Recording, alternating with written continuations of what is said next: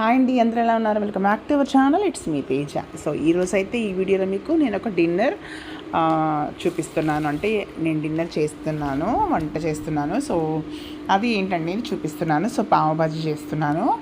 So దీనికి వచ్చి very easy అండి. ముందుగా అయితే పావు వచ్చి నేను బయట నుంచి తీసుకుంటాను. ఈ బ్రాండ్లో వీట్ పావు దొరుకుతుంది నాకు కంపల్సరీగా. ఇది మాత్రం నేను తెప్పించుకుంటాను బయట నుంచే, ఎందుకంటే నేను బన్ వెరైటీ అంతా ఇంట్లో అయితే చేయలేనండి.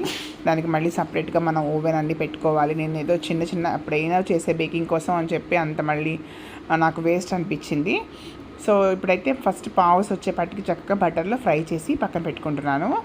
ముందుగా వచ్చేపాటికి సబ్జీ ఎలా చేశానంటే, జస్ట్ పెద్ద శనగలు ఉన్నాయి కదండి, అవి నానబెట్టేసుకున్నాను. బంగాళదుంప ఒకటి, తర్వాత ఒక ఆనియన్, ఒక టమాటో వేసేసుకొని, కొంచెం ఒక క్యారెట్, ఒక 4 బీన్స్ కానీ వేసుకోవచ్చు, కొంచెం క్యాలీఫ్లవర్, ఇవన్నీ వచ్చేసి శుభ్రంగా కడిగేసి కుక్కర్లో పెట్టేసుకొని సాల్ట్ వేసుకొని వాటిని బాగా స్మాష్ చేసేసుకున్న తర్వాత బాండీలో బటర్ వేసేసుకొని కొంచెం జీలకర్రతో నేను పోపు వేసుకున్నాను అనమాట.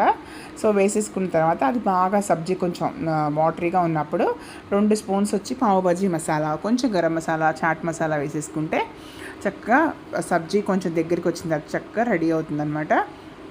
సో ఫ్రెండ్స్, మనం ఇలాంటి ఐటమ్స్ వచ్చి రెగ్యులర్గా బయట తినేవాళ్ళం ఒకప్పుడు, కానీ ఇప్పుడు మనకి ఇంట్లోనే చేసుకోవడానికి చాలా కొత్తగా, అంటే లైక్ ఇప్పుడు నాలాంటి వాళ్ళకి వచ్చేపటికి నేను పావు చేయకపోయినా వచ్చేపటికి సబ్జీ చక్కగా ఇంట్లోనే చేసి పెడతాను. సో ఇలా పిల్లలకు వచ్చేపటికి ఏంటంటే బయట తినాలి అన్న ఆలోచనకి మనం ఇంట్లోనే రెసిపీస్ చేసుకుని పెడుతూ ఉంటే చాలా హెల్తీగా చక్కగా మనం డిన్నర్స్ చేసేసేయచ్చు అనమాట.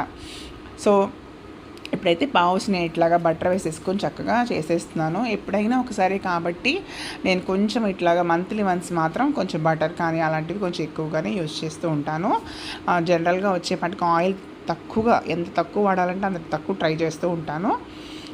ఇది వచ్చేపాటికి నేను ప్రమోషన్ అయితే ఏం కాదండి. బన్స్ నాకు యాక్చువల్గా కంపెనీ పేరు కూడా నేను మెన్షన్ చేయలేదు, జస్ట్ వీట్ బన్స్.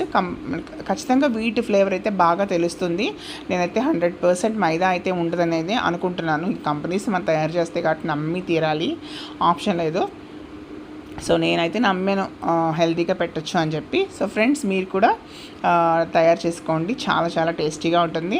అండ్ నా వీడియో కనుక మీకు నచ్చినట్టయితే ఖచ్చితంగా లైక్ చేసి, షేర్ చేసి, సబ్స్క్రైబ్ చేయండి.